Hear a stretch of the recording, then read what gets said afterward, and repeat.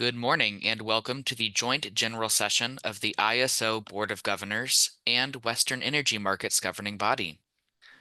Please note that today's call is being recorded and all attendee lines are currently in a listen-only mode. There will be opportunity for public comment throughout today's call, and you will all be given instructions on how to enter the comment queue at that time. With that, I'll now turn the call over to Roger Collinton with the California ISO.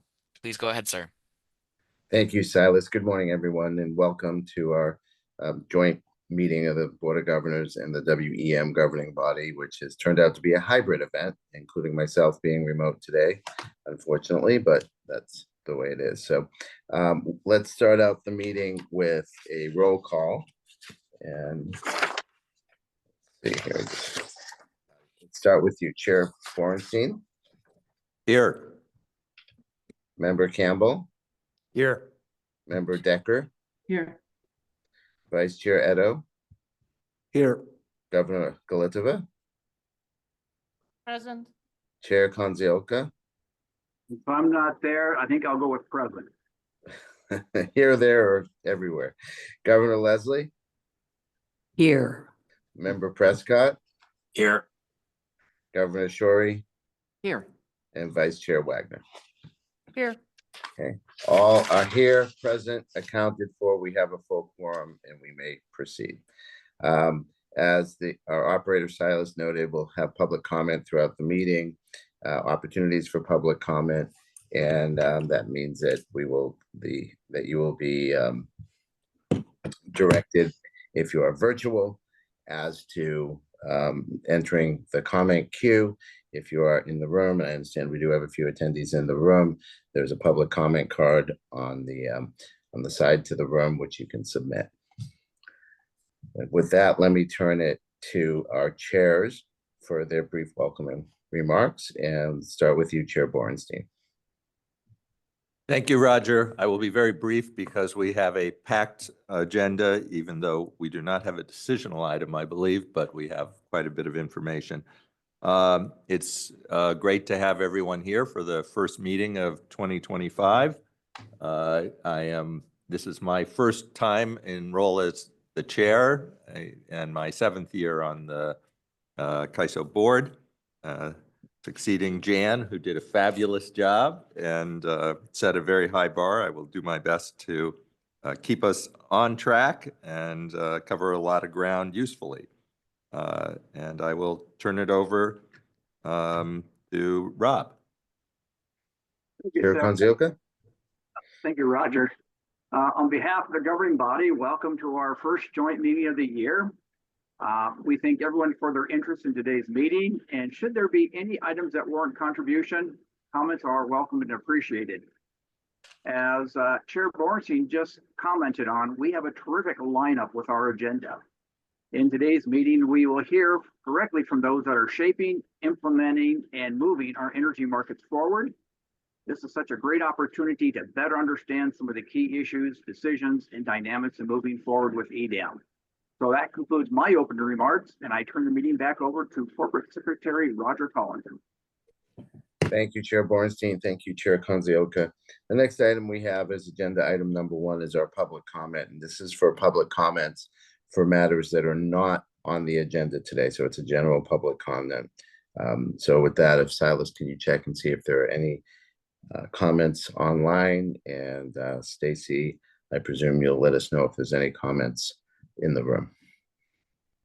If you would like to make a public comment, you can please press the raise hand icon at the bottom of your Zoom screen. If you are dialed in through our phone only line, you may press #2 on your telephone keypad to enter the comment queue.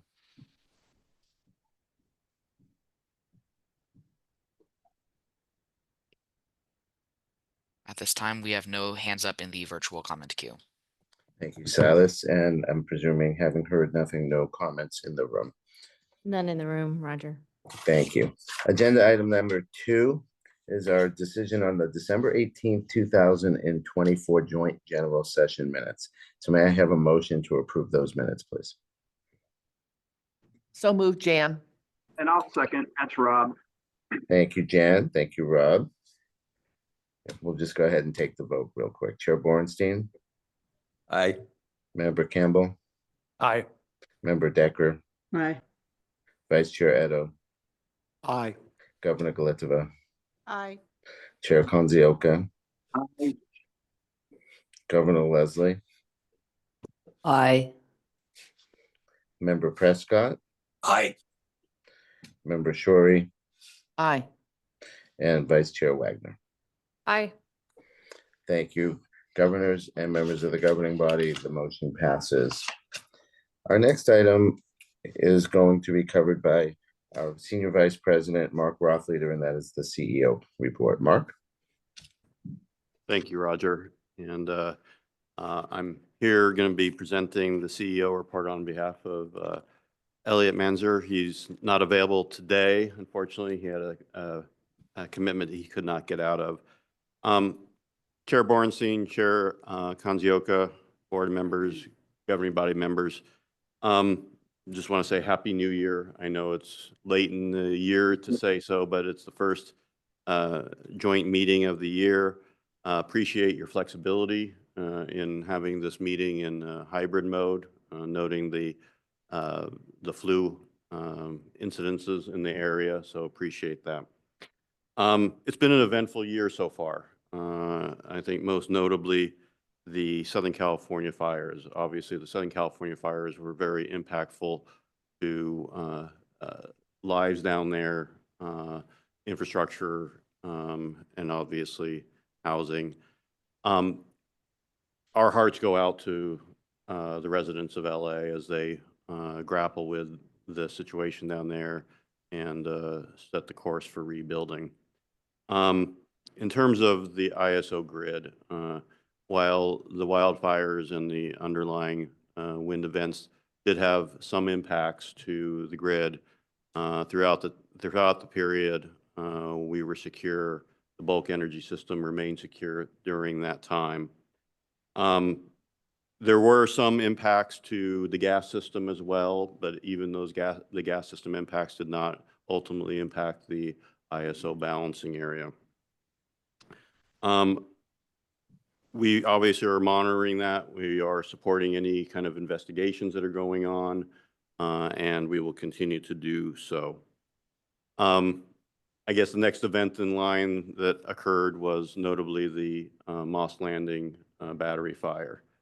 Once again, obviously has impacts on the local battery generating infrastructure in the Moss Landing area, but it did not ultimately impact our ability to serve load at the bulk energy system level. We continue to monitor the long-term implications associated with batteries and the concerns about fires, but also in the localized as those resources prepare and get considered for coming back into service. Quick question on Moss Landing, if that's okay. Sure. Thank you.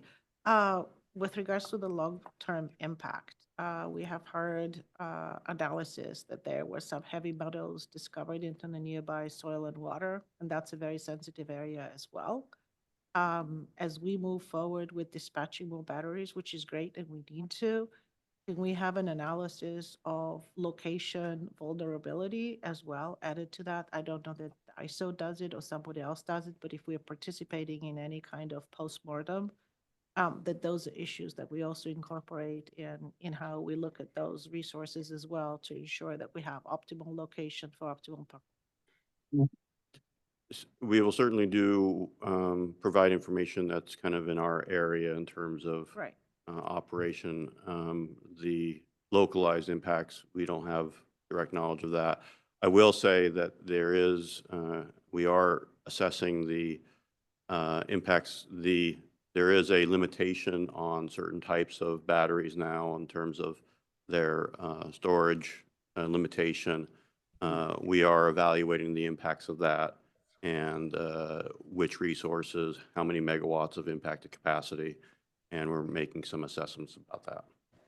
And we certainly can report out that at a later time. So that's the battery fire in terms of Moss Landing. The next event was kind of just the general. We did go into Martin Luther King weekend expecting some cold weather, and coincident with that, there were some potential PSPS events, and we are also monitoring the fact that there were some limitations on the system. So as a result of that, we wanted to be cautious and prepared.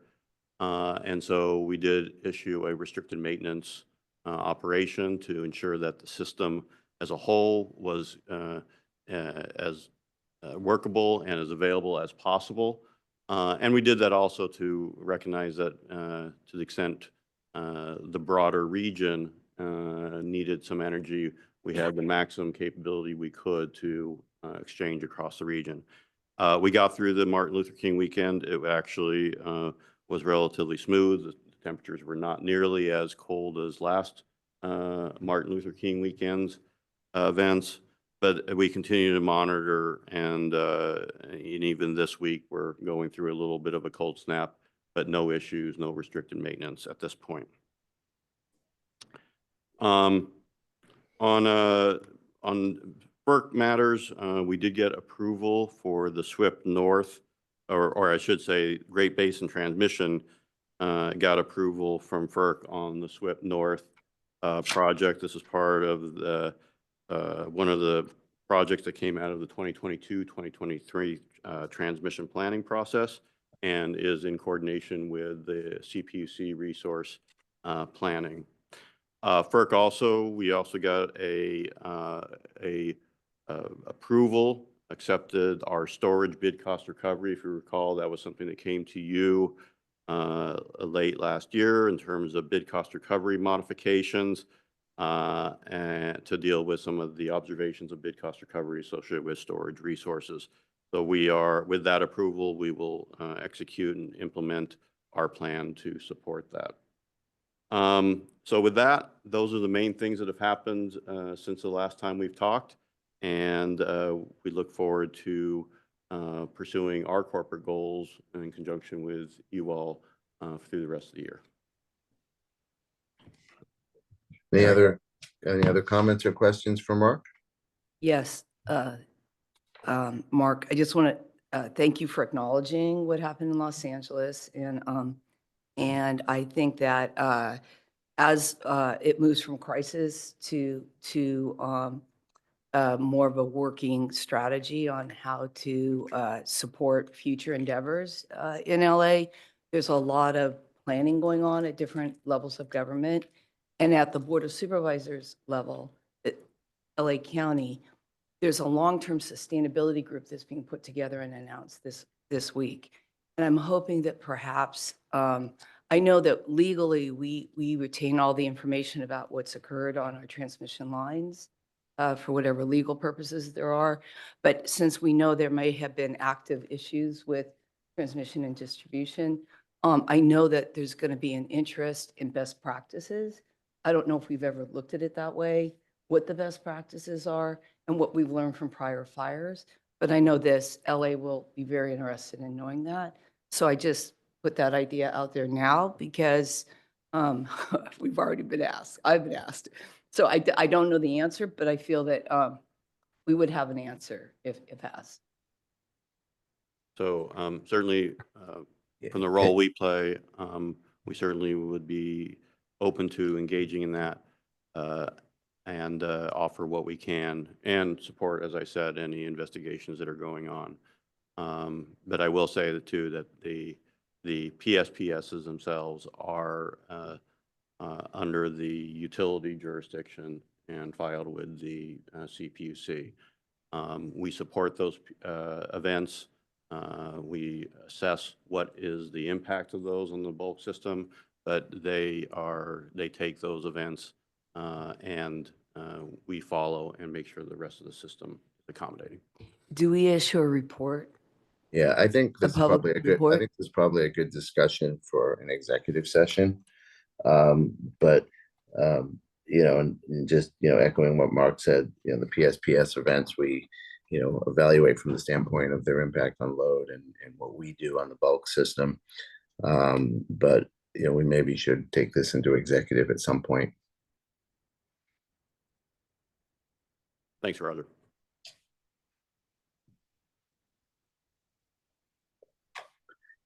Any other questions or comments for Mark?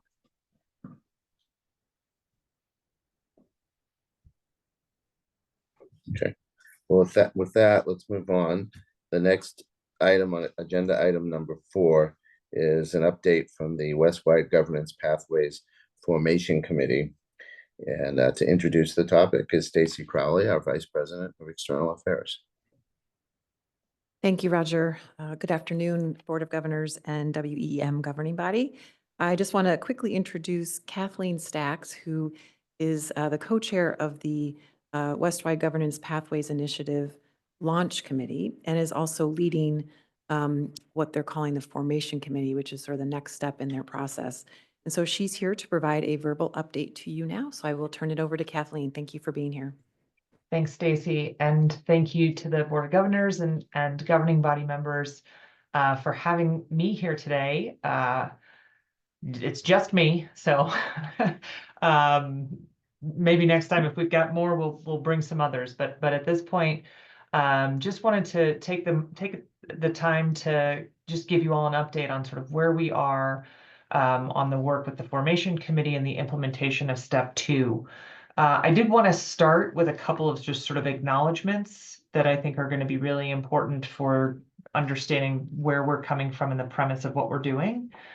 First off, we have on the Formation Committee representatives from the BOSSR, the governing body, and the CAISO Board of Governors participating. And I just wanted to make it very clear that these are not members of the Formation Committee or the Launch Committee. They're serving as liaisons between the Formation Committee and their respective bodies and kind of helping issue spot and provide ideas based on their perspectives and experience. So I just wanted to sort of set that out at the beginning. And in addition, the CAISO staff is also continuing to serve in the role that they have served over the course of the last now kind of 18 months. Which is providing technical and factual and analytical input, but again, not serving as any sort of voting or decision-making role on the Formation Committee or Launch Committee. The Formation Committee is actually a subcommittee of the Launch Committee, so anything that is different from the Step 2 proposal that we put out at the end of last year, or that is additional as we start to work through some of the details, and even the documents that we're going to be drafting and developing over the course of this year will all ultimately be adopted by the Launch Committee. So the Formation Committee itself is not a decision-making body either. We're also, neither body is engaging in any sort of lobbying at the California legislature or any other state. There are some individual members who are engaging in the legislative process in California, but they're all doing it on their own behalf or their organization's behalf and not on behalf of the Launch Committee. And then I think the last thing I'll mention, just sort of in this kind of like disclosures section, is that we are really committed that nothing that the Launch Committee or Formation Committee is doing will impede the ongoing operation of the EIM or the implementation of EDAM. So trying to make sure that we have that sort of foundational principle in our minds as we're pursuing this implementation, I think is a really important kind of foundational piece. So with all of that, I just wanted to sort of acknowledge all the progress that we've made to this point, and how much the work of Western stakeholders since really the launch of the EIM back in 2014, and the trust that has been built over the implementation of that market and the evolution that has really provided tangible benefits from an affordability, reliability, and climate perspective to all of those market participants. And that collaboration and trust over the course of the last now 11 years is really what set the foundation for the Pathways Initiative. And having that ecosystem of trust and collaboration has enabled us to break through some of the barriers and challenges that the West has faced in in seeing some of this market evolution. So just as a reminder, the Pathways Initiative, which kicked off in summer of 2023, landed with a 3-step process. The first step was the elevation of the governing body's role from joint authority with the Board of Governors to having primary authority over the market services. And that you all adopted. There's a tariff filing in front of FERC currently to set that up once the trigger of signed implementation agreements is met, hopefully later this year. Step 2 was the proposal that we put forth at the end of last year to create this new independent regional organization along with various public interest protections, some recommendations around the stakeholder process, and really being able to set the infrastructure in place for having an independently governed body that would have authority over the EIM and ultimately the EDAM, and then the ability to continue to evolve in the future. And so that step 3 really is that future evolution beyond the Pathways Initiative that the launch committee and the Pathways Initiative will not be working on, but will be ultimately up to the RO. So we are currently in the implementation of step 2 phase. So we got the proposal out at the end of last year and identified really 3 sections of work, really kind of broken up into timeframes. The first timeframe is now through about mid-October, and that mid-October date is the bill signing deadline in California. So we think there's a lot of work that we can do to prepare ourselves to get the RO incorporated and off the ground, but we don't want to pull the trigger and do anything official until after we have legislation passed and signed in California. So that first phase is really between now and that bill signing date. The next phase is essentially after legislation passes, but before we have a permanent board in place.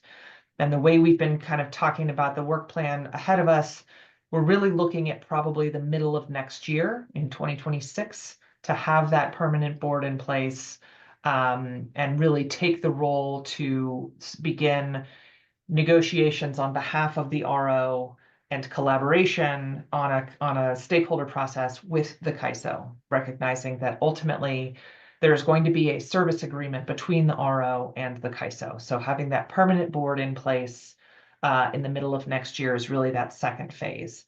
And then the third phase is the timing between seating the permanent board and the actual tariff approval that transfers the authority over the energy markets over to the full RO, where it will then be up and running and off on its own.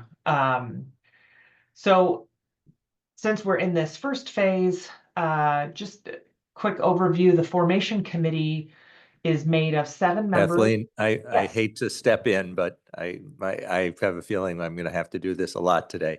I just want to say, we only have a few more minutes for this item, so I hate to rush you but no worries. we got a packed agenda. Thanks. Yeah, you bet. I'll go quick. So we've got 7 members of the launch committee serving on the formation committee. We have commissioners from Idaho, California, and Washington serving as BOSSR representatives. We're thrilled to have John Prescott and Andy Campbell from the governing body and Jan Shorey from the Board of Governors as our liaisons, and look forward to having them fully integrated. Right now, we've been working on our work plan and all of the work that we're going to be doing, all of our stakeholder opportunities. As you all know, the California legislature is underway, but we don't have a bill introduced yet. We have no reason to think that we won't, so we are optimistic that that process will continue. We have a stakeholder meeting for the public at the end of this month to really present all of the work that we've been doing thus far. And then I think the last thing I'll say is we are doing all of this with an eye towards that future evolution, making sure we are putting all of the pieces in place to enable this organization to continue to evolve. It's why the coordination with these bodies is so important, so that we're identifying the issues and opportunities as we go, and setting ourselves up for that successful evolution moving forward. So with that, I'm happy to answer any questions, and we'll have more in-depth updates, I think, in future months. Well, this is very exciting. Thank you, Kathleen. Any questions from Rob? You have your hand up? Yeah, I'll be brief. Kathleen, we know that you have a lot of work. It's intense. You're under the microscope. We appreciate your time to be here today and really look forward to future updates. So thank you. Thank you. Any other questions or comments from the board or the governing body? I think we're clear here in the room. And I don't see any hands on the screen, so. Okay, with that, is there any public comments either in the room or on Zoom? Silas, can you check? If you'd like to make a public comment, you can please press the raise hand icon on Zoom or #2 on your phone only line.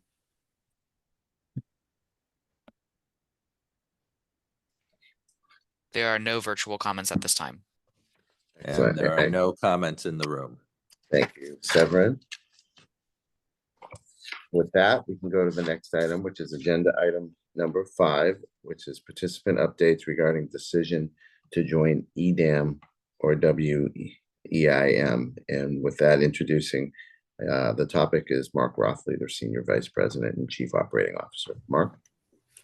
Thank you, Roger. Yeah, today we have a set of panelists and presentations from some of our participants who are in the process of considering the participation in EDAM or the Western Energy Imbalance Market.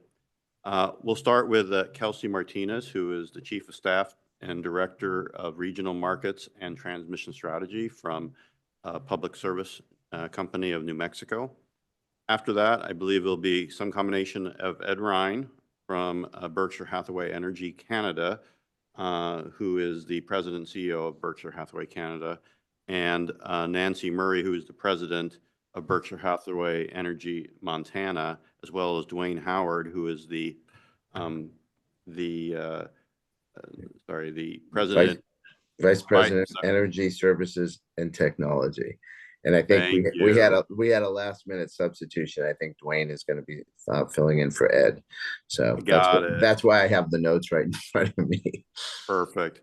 And then lastly, we've got Tiffany Emerson from Portland General Electric. Tiffany is the Senior Manager of Energy Market Integration. So great panelists, appreciate their engagement and their continued interest in the extended day-ahead market and the energy imbalance market, and I'll let them, we'll start with Kelsey. Thank you, Mark. Can you guys all hear me all right? Okay, great. Yeah, pleasure to be here. I had the pleasure of meeting and talking with a lot of you last summer in the Phoenix area. And at that point, I was really there representing EIM issues and topics. So it's really great to be here as a newly announced EDAM intent to join EDAM entity. So we made that announcement in November, and it's really exciting. So again, I'm Kelsey Martinez, work for PNM. My background is largely in the operations and control environment. So I was a system operator for several years and managed the system operators through the EIM transition. Now with EDAM implementation, I'm going to be taking more of a policy level role, but we have a great team at PNM ready to start the implementation, and it's going to be just a really fast process, and we'll be trying to keep up and keep it handled, but we're really excited to expand our participation with CAISO. So I'll just talk through kind of some introductions of our system a little bit and some things about PNM that made EDAM a great choice. We'll kind of talk through some common market considerations and some more PNM specific market considerations. And then briefly, I just want to kind of highlight maybe a different perspective on governance.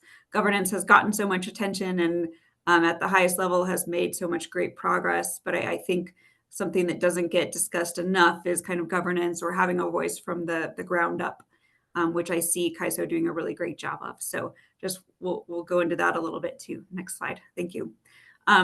So PNM, we've been operating since 1917. Before that, we were a company with a different name. So since really the turn of the century. From the map here, you can see our service territory. It looks like there's some bigger utility feeding all of the blue areas, but really there's just no people there. So PNM is definitely the biggest utility in New Mexico, and we have 550,000 residential and commercial customers, very small compared to California. Our peak retail load is about 2,200 megawatts, and we're also the balancing authority area for the majority of the state, and that brings us up to about 2,800 for our peak load. Our headquarters are in Albuquerque. That's where I'm at right now. And with such a large, New Mexico being a large state, our service territory is it's really hard to get linemen all the way from the north to south all the time, and it's always a challenge. But yeah, we've got load in kind of all corners of New Mexico. One thing that makes us pretty unique is our achievement with carbon-free energy. We have aggressive state policies, just like California, and we're quickly approaching 70% carbon-free. I think we're above 65, but below 70, and sometimes it just depends on the specifics of the measurement. But we will be completely out of coal in 2031, and we just have so much renewable potential in the state.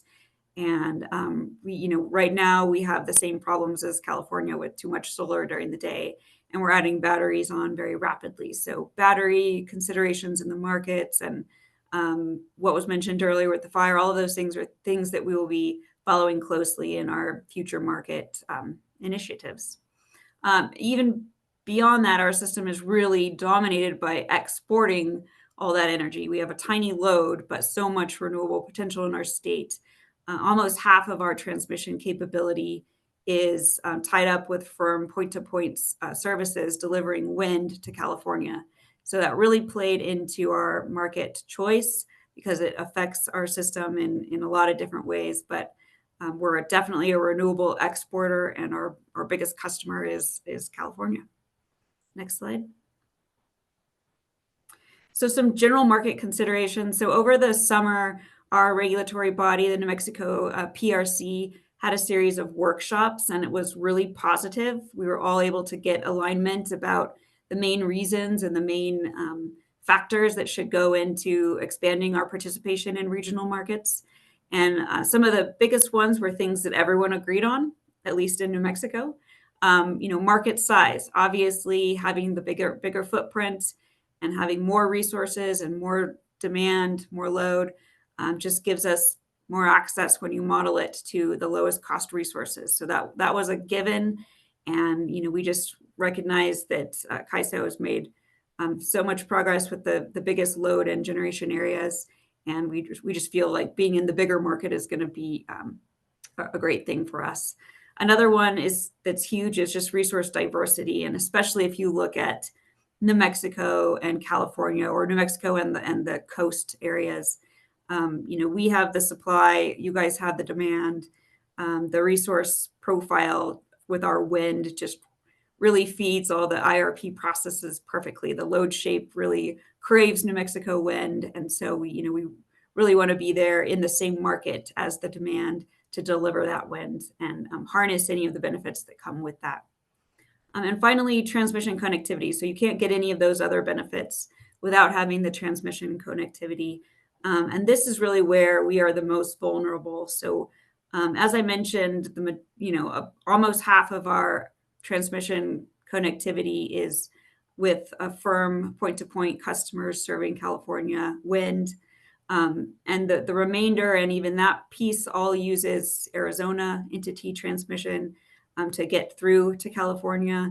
So we are vulnerable to all of the OAT and tariff changes for day-ahead markets, and PNM will just continue to really support market neutrality in how it treats transmission customers through our territory, and hopefully the same can be said with all of the other Western entities whose has transmission customers operating in the various markets. Obviously, reliability is a huge factor for everyone. These markets need to improve reliability rather than take away from it. And I'm always a huge proponent of having the markets really not be seen as just an economic tool, which is what they were historically, but just being in operations and seeing how closely they're all tied together now, and what an overlap markets and BA, NERC compliance reliability factors are intertwined now. It's impossible in real time to unwind them. And so the markets, really any efforts made to not ignore or place responsibility on the BA for reliability, but really collectively own it, because the markets really play into reliability more and more these days. I think the CAISO has done a really great job with some design elements that help with that. And I'll be a proponent of ones that go even further. Clean energy, obviously, PNM and California, so New Mexico and California have ambitious clean energy targets. So we really feel that our wind and solar resources will be valued in the market, and the demand will be there for them. So we just thought that alignment with the CAISO market is a great one, and our regulatory body definitely agreed with that. And finally, governance. So that's the one that has gotten so much focus and they've made so much improvement at the highest level, and PNM really supports that. But this is a really good transition to my next slide.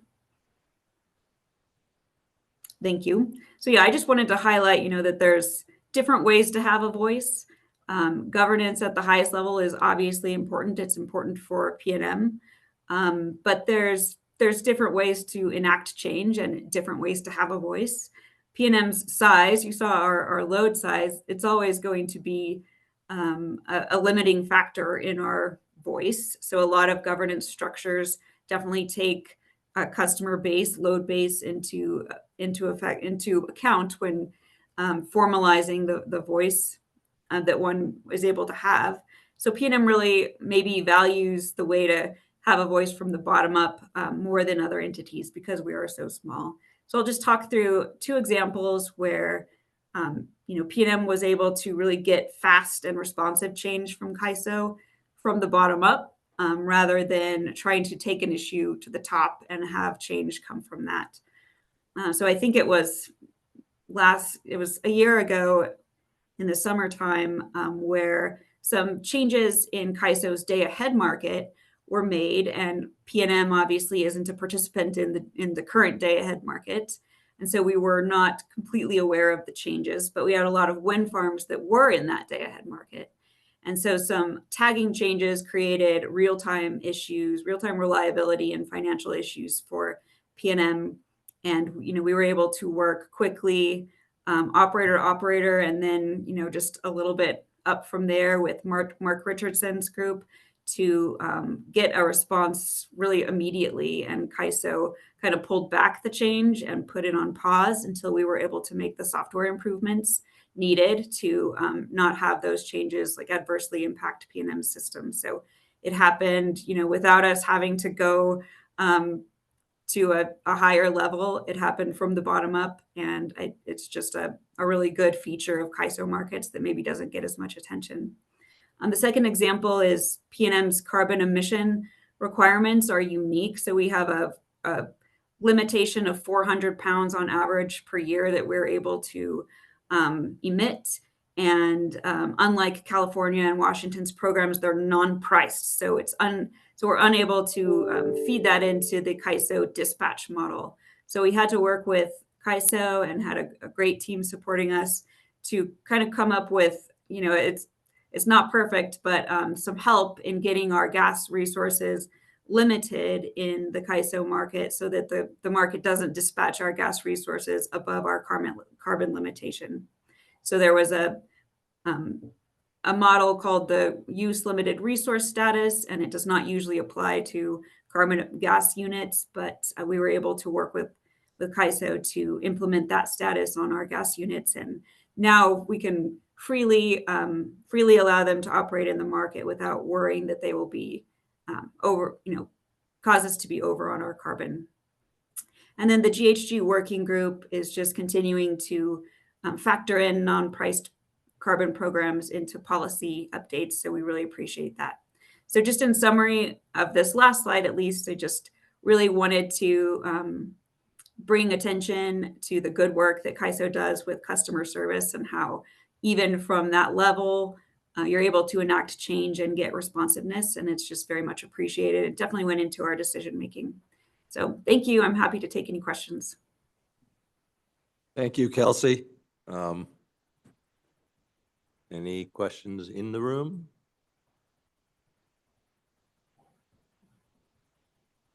Questions? Whoop.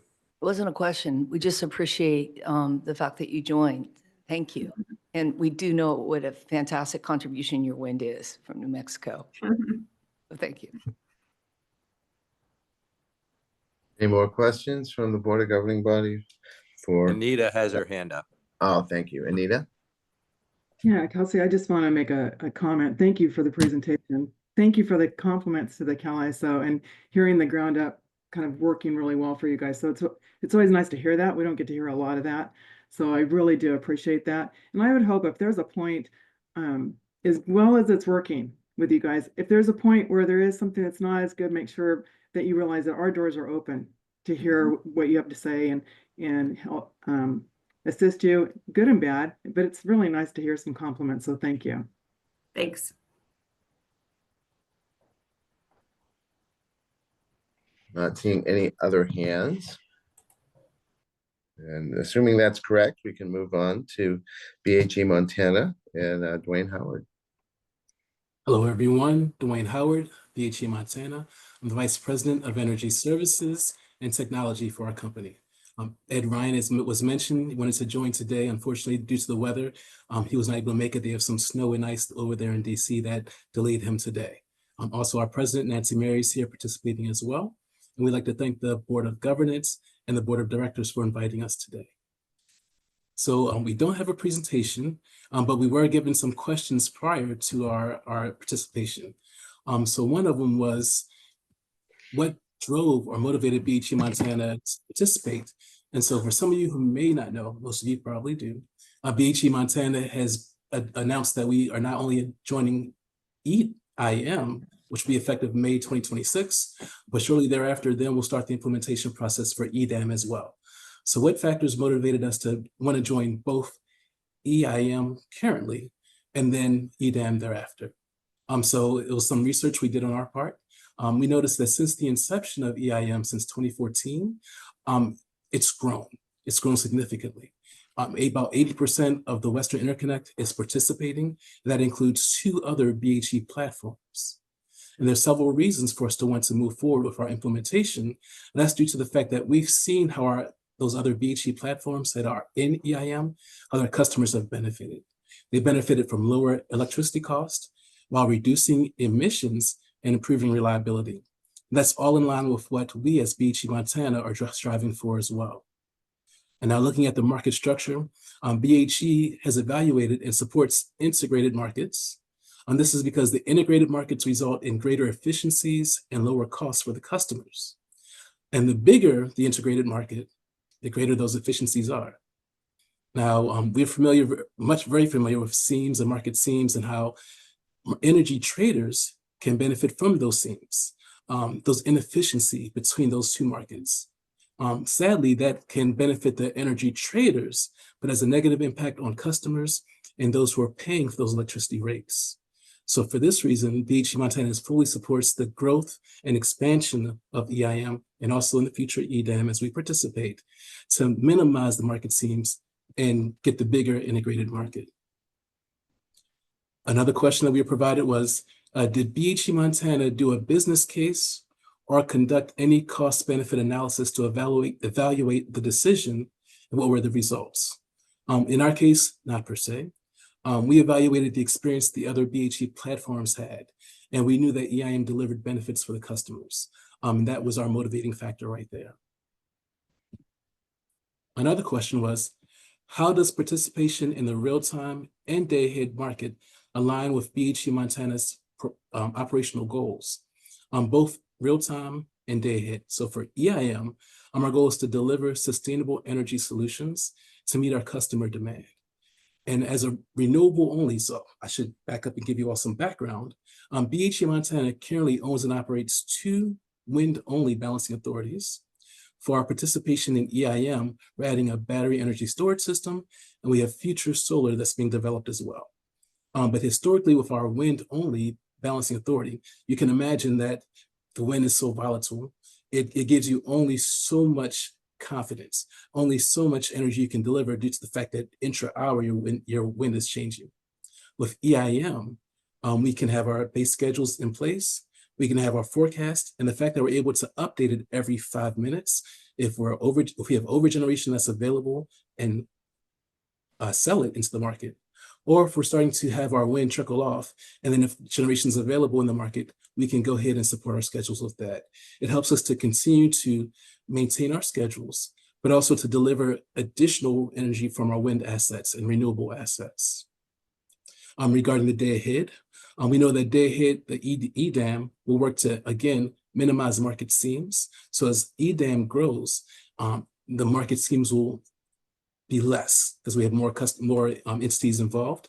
So that'll actually be better for the customers, not so great for the energy traders, but for our customers, it's what we want long term. So that's why we've just decided to not just join EDAM, but EIM as well.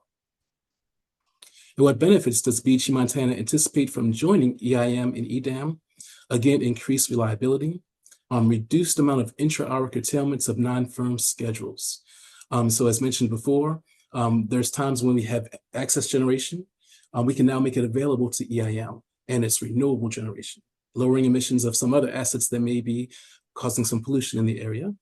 And there's times also where we may have schedules or wind that's not available, and we can also, if it's available in the market, participate and utilize that.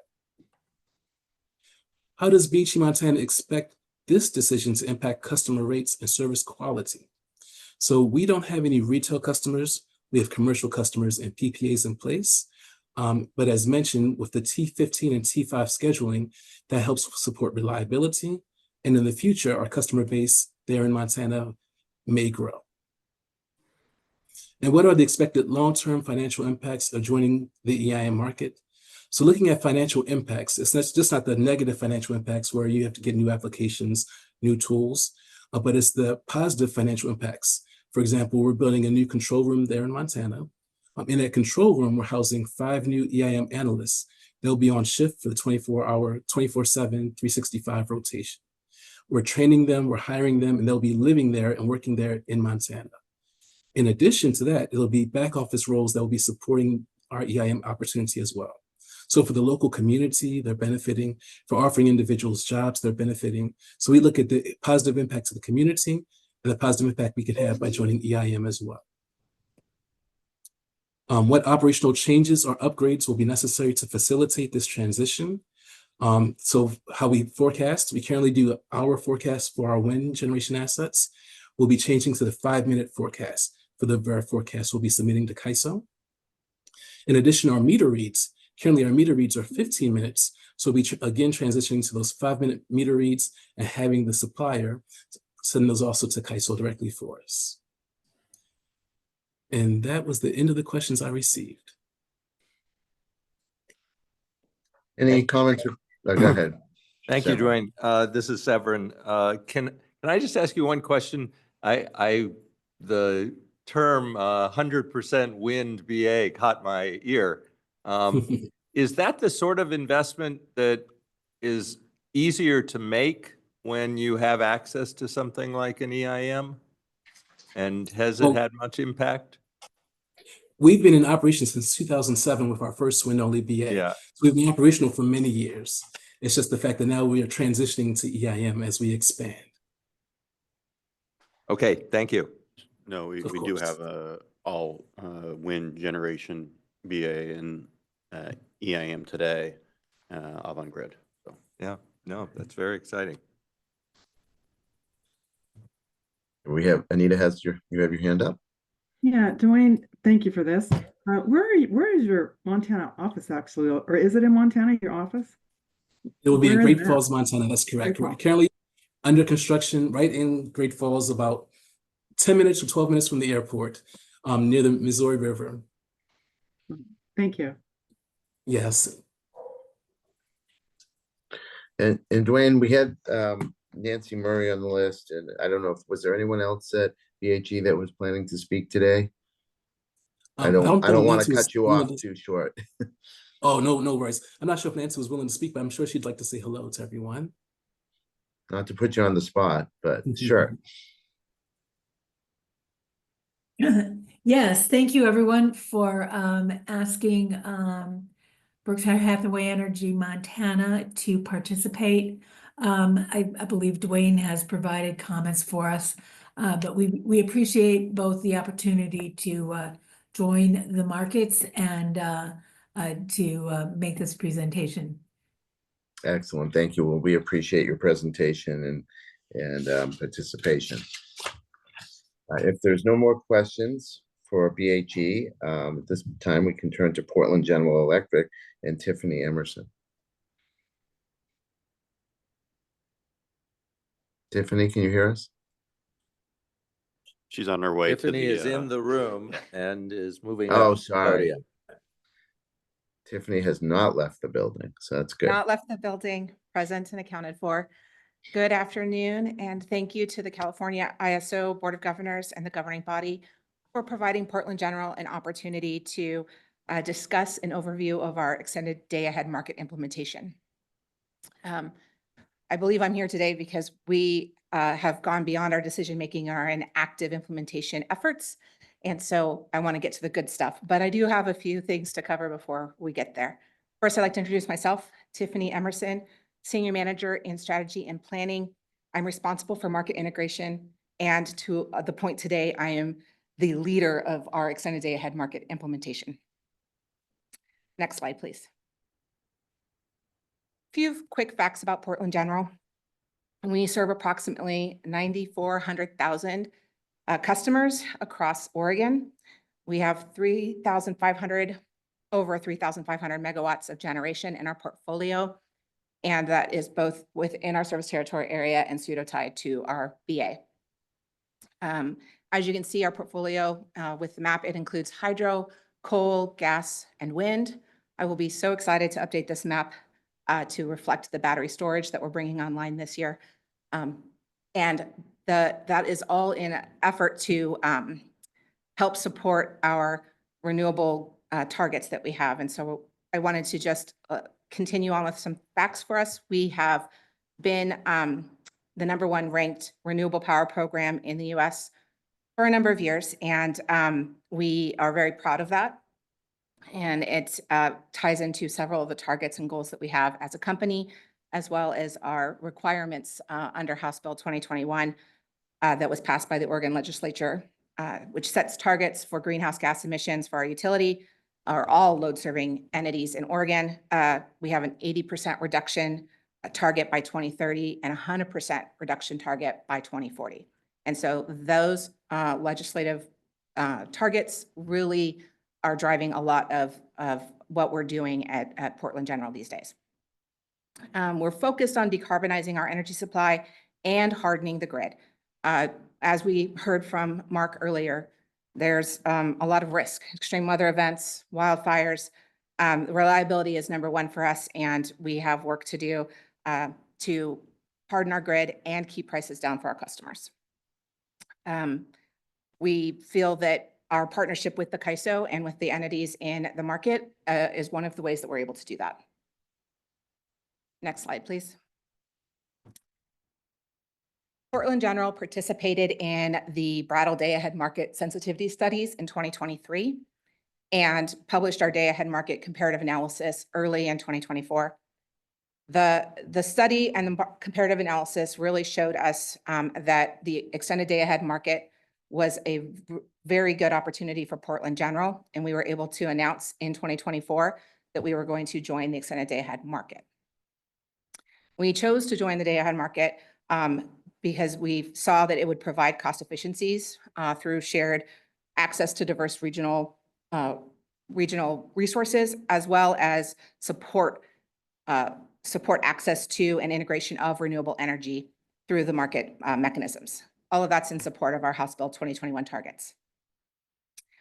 The key features and benefits beyond economic savings and environmental impacts that PGE really evaluated as beneficial for the extended day-ahead market choice was that CAISO's day-ahead market is going to build on CAISO's existing framework. We are already in a real-time EIM market participant, and to be able to leverage that in our implementation was very valuable. It's going to increase our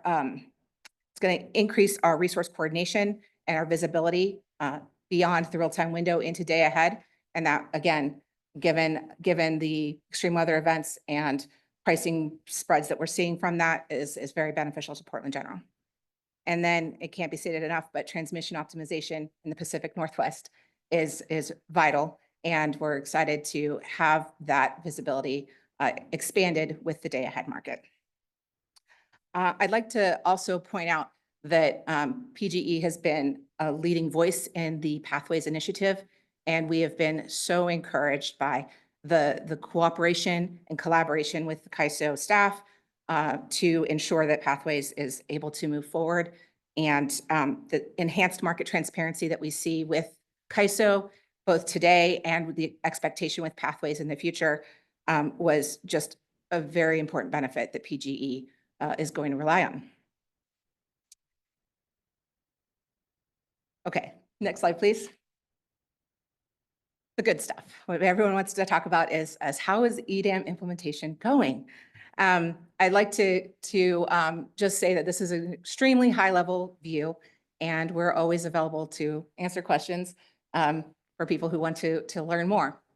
I'd like to thank PacifiCorp and the CAISO staff. We've been spending a lot of time in 2024 and early this year to coordinate and align as much as possible to make sure that we're not adversely impacting PacifiCorp's go live, that we're learning lessons that we need to learn so that our go live can be as smooth as possible. And that partnership has been just wonderful. In 2024, it was all about making a decision and then storming and forming. So we were, forming our team internally, hiring for the implementation, evaluating what our go live resources would need to be, and working on gaps and business requirements as expected. This year in 2025, it's all about system enhancements that are necessary to be ready for testing. Our testing really kicks off at the end of 2025 in December and then continues through 2026 before our go live activation October 1st of 2026. As this map indicates, there's a little diamond that says the PAC is going to be going to activation first on May 1st of 2026. And then our parallel operations are going to continue through the summer before we join or activate in the fall. I get asked a lot of questions about, the team, like what's that looking like? We had to evaluate a couple of things. As a bilateral day-ahead trading house, we had to really assess if our day-ahead function, which is currently on the bilateral schedule, needs to be 7 days a week. And we evaluated that it did. So there's going to be some resources there. Again, because we're able to leverage our existing frameworks and systems that we have with the EIM and CAISO today, we're looking at a lot of enhancing of those systems instead of net new functionality, which is nice. But we did, after talking to PacifiCorp and CAISO, we really wanted to put an emphasis on settlements, and that is a big area for us. The sheer volume of the transactions that we're going to settle with the CAISO in the post-go-live EDAM world is just an order of magnitude greater than what we currently do as an EIM participant. And although we have systems and processes in place because of our bilateral trading, all of that has to be evaluated and assessed for post-go-live operations. So we put a lot of focus in our implementation plan on the settlements piece. This year in Q1, we are filing our open access transmission tariff. We've been coordinating with PacifiCorp and regional entities, quite frankly, to make sure that we can try to have a baseline tariff. And so we're in the final stages of our draft, but intend to post before the end of the quarter. I should note that PacifiCorp has already filed their tariff, and we have conforming edits in our tariff to align with PacifiCorp tariff. Then again, it's system integration, making sure our modeling and our assets are reflected correctly in preparation for testing at the end of the year. I'm open for any questions. I know that I couldn't possibly think of what you guys might want to ask. So that's the end of my formal presentation, and I'm here for any questions. Thank you, Tiffany. Any questions you, or Tiffany. comments for Tiffany? But this is Andy Campbell of a comment, just an appreciation. Tiffany, thank you for coming here. You know, we've heard in prior meetings from both PacifiCorp and a bank about their implementation process, and it's great to hear those updates additionally from you. And I was very encouraged that there is a lot of sharing between, you mentioned PacifiCorp in particular. So that's, I think, certainly key to success in this process is that the entities as they join are helping the ones who are joining after them. And thank you. Any other, before I go to the phone, any other comments in the room? I just have a quick question. Thank you for the presentation. This is Mary Leslie. How many participants do you have in your utility? How many customers? Load serving entities and our balancing authority, is that the question? Actually, customers. We have 90, I think it's 950,000 roughly retail customers. 940,000. Almost 1 million. Okay, thank you. Anita, you have your hand up? Yeah, Tiffany, I might have just missed this. When are you guys, or do you have, when are you going to do for your FERC filing? Was that in here and I just missed it? It is. Our FERC filing we're intending to do before the end of this quarter in 2025. Okay, thank you. And nice job. Thank you. That was really, really helpful. And I was also pleased to see the collaboration between the other EIM entities. So thank you for that. Rob, you have your hand up? Yeah, recognizing that time is tight, I just want to have a general thank you to Kelsey and Wayne and Tiffany for being here. Your insights and your observations are very helpful, enlightening, and are valued by us. And I hope that each of you consider coming back to us at a future date. So thank you. Thank you. Thank you, Tiffany. Yes, and I want to second Rob that this sort of feedback is very useful as we move forward. Okay, if there's no other comments from the board or governing body, we can then go to public comment. I assume someone will let me know because I don't have a view if there's anyone in the room that would like to comment. And with that, Silas, if you can check on the Zoom. No one in the room. Thank you, Severin. And Silas, if you can check if there's any public comment. If you'd like to make a public comment, you can press the raise hand icon on Zoom, or on the phone line, you may press #2 on your telephone to enter the comment queue.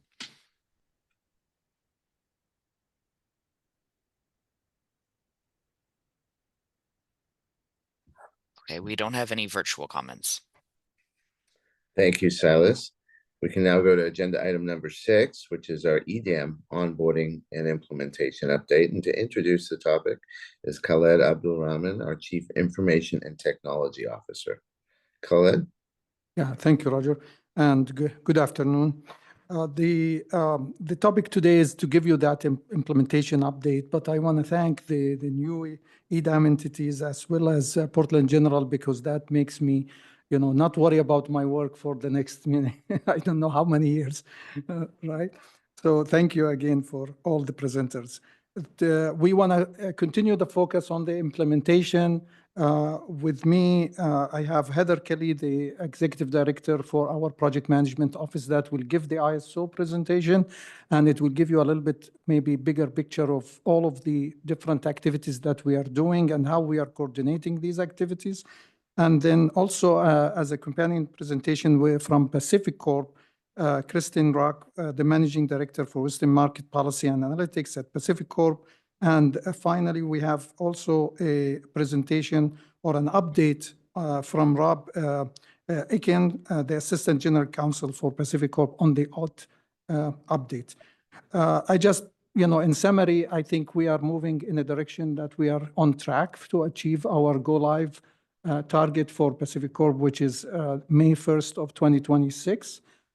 We are in a very tense kind of activities right now, working with our vendors, working with also the different participants to try to close the loop on certain, some loose ends here and there related to the software implementation. So the focus will be more system implementation of this. Heather? Thanks, Khaled. Good afternoon. It's good to be here. Some of our key accomplishments that we've done so far since we last met at this joint meeting was executing additional implementation agreements for Portland Bank and LADWP. You just heard from Portland. We've been also finalizing some design enhancements, specifically for transfer system resources. This is a key enhancement that we discovered along the way that needed to be resolved to help with energy transfers in the new EDAM market. We've been coordinating and supporting Pacific Corp in their OAT filing as well as in their OAT refiling that happened in January. And we've implemented we've kicked off a new task force, an operational task force. We've, code named it a day in the life. So it's a day in the life of the EDAM market. And it's really tactical operational tasks that have to happen both on behalf of the entity and on behalf of the ISO to make this EDAM market run. We'll continue to work on that throughout the year.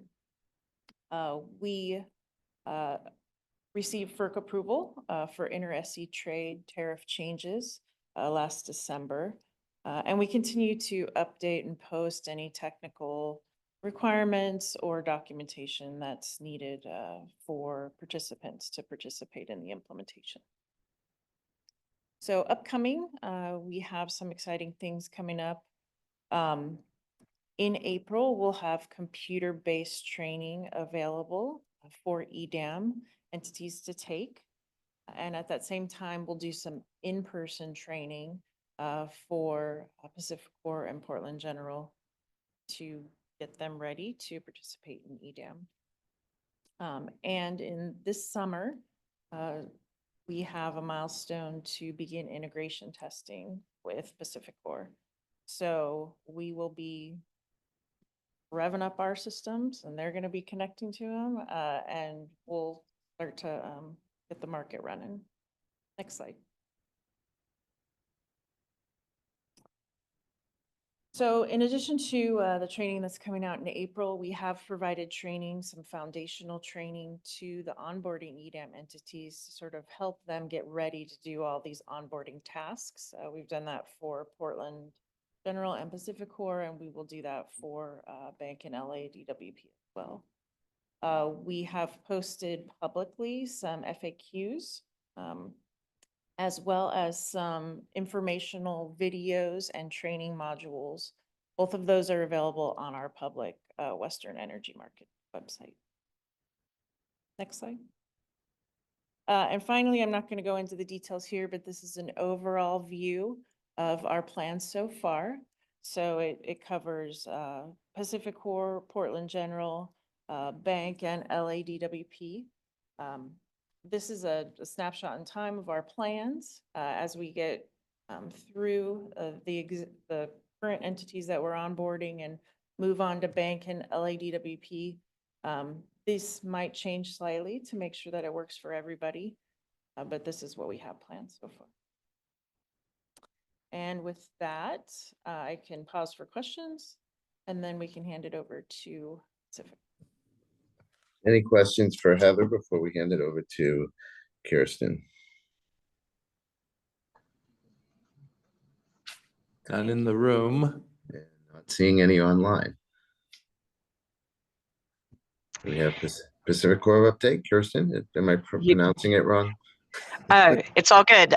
Good afternoon. Thank you for having us again to provide an update on the implementation. I also have with me Rob Eckenrod, who has been leading our tariff work, and I actually would like to quickly have him go over that piece first, and then I will follow up with the implementation update.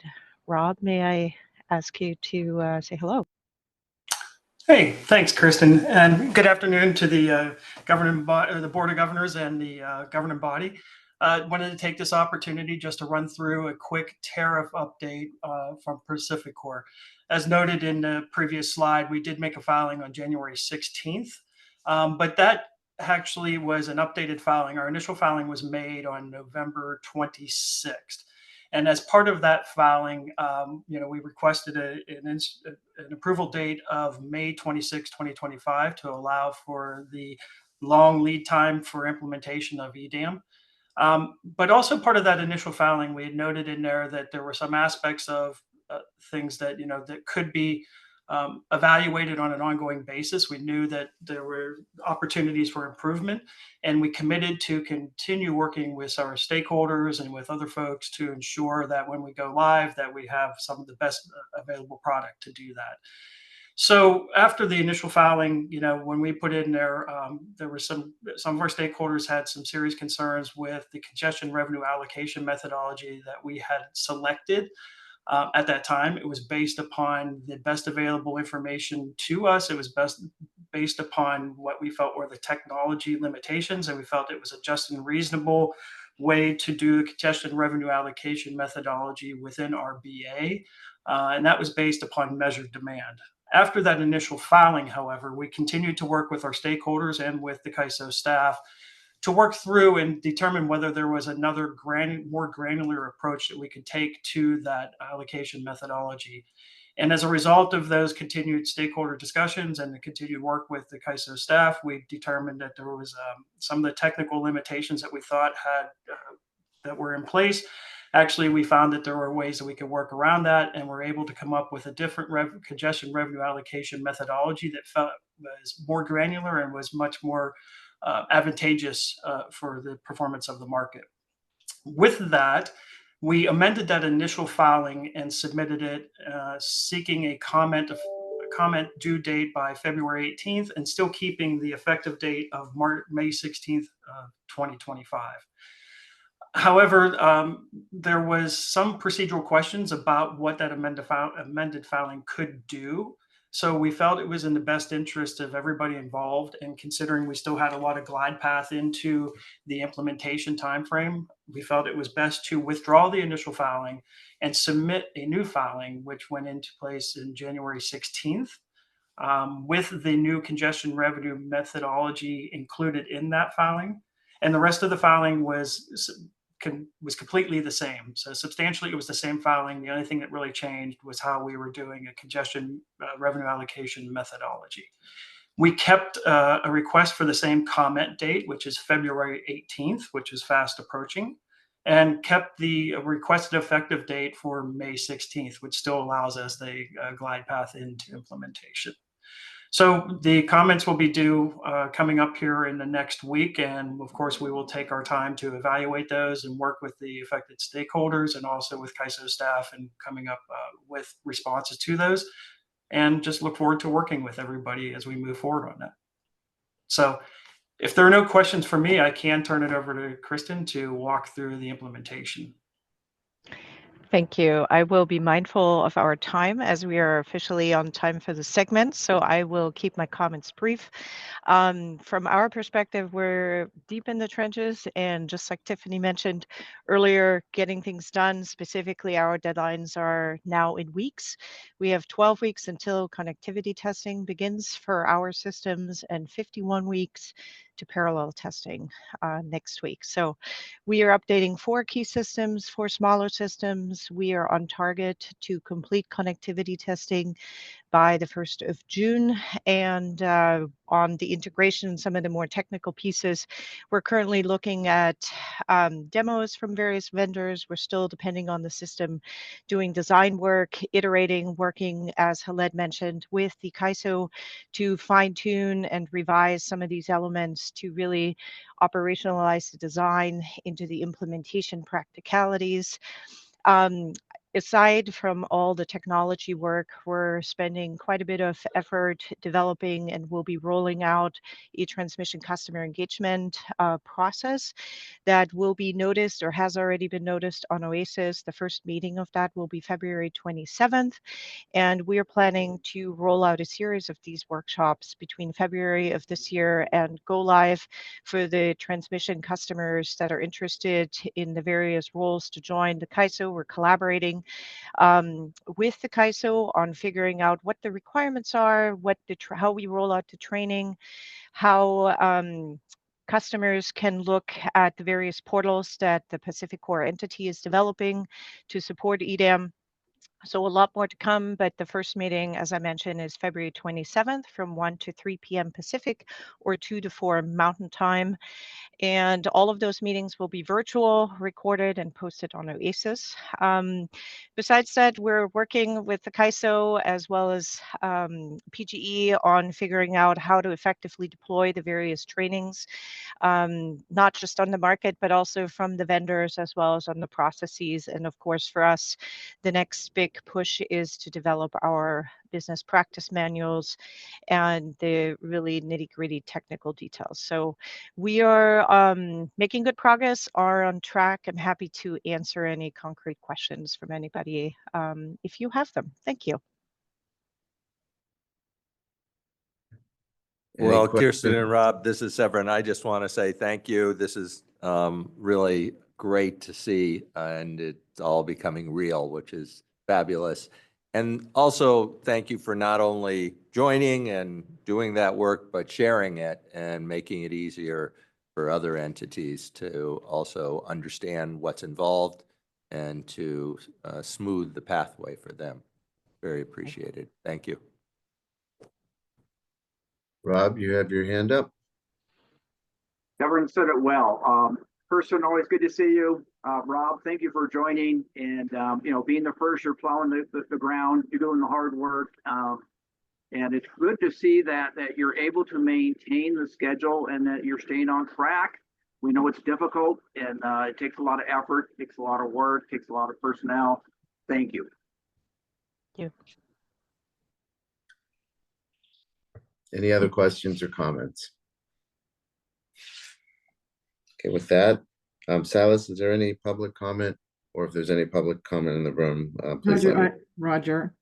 I'm sorry. I looked before I started. I looked down and there you are. It was a late hand. Delayed hand. No problem. Yeah. Please go ahead, Anita.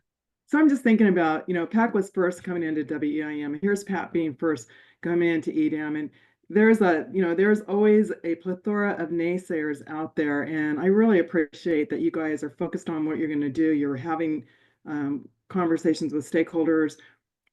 And I really believe that you are going to break ground. People will get over some of their concerns. And we're just going to move forward. So I really appreciate you guys' pioneer spirit, which I know can be very, very difficult given some of the naysayers out there. And I hope that you guys understand that you are breaking new ground. Things will be changed. There is probably not one single tariff that is the same today when WEIM started as it is now. And we're going to see that same kind of evolution. And I hope, again, the naysayers can get over it. So thank you. Thank you. Thank you, Anita. Now, if there's, we can turn to public comment. And Silas, is there any public comment from the Zoom? If you'd like to make a public comment, please press the raise hand icon on Zoom or #2 on the phone.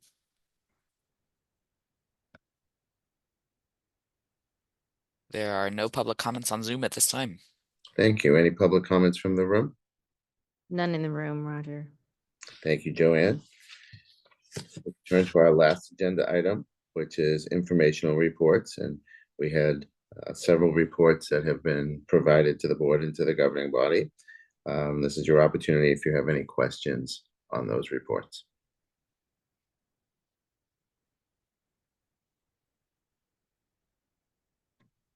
Not in Hearing, the room, it looks like. okay, and there's no hands that I see on the Zoom. So we can go to our last agenda item, and that is whether there is anything from anyone on the governing body or the board as to future agenda items that they would like to recommend, suggest, inquire. None in the room. Yeah, I think in 15 years I've never had any, but that's okay. You never know. So with that, we may now adjourn the meeting. Thank you, everyone, for your time. Thank you for the excellent presentations.